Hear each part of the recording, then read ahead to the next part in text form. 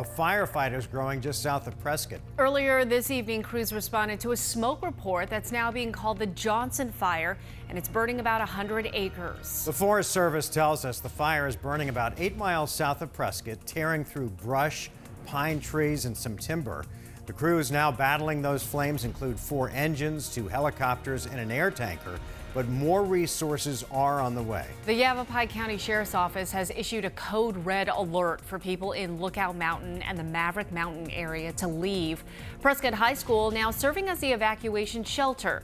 You're also advised not to travel in the area near Ponderosa Park, Lower Wolf Creek, and the community of Potato Patch. We do have a crew up in Prescott tonight. We'll update you on the conditions as they change on air, online, and on the 12 News app.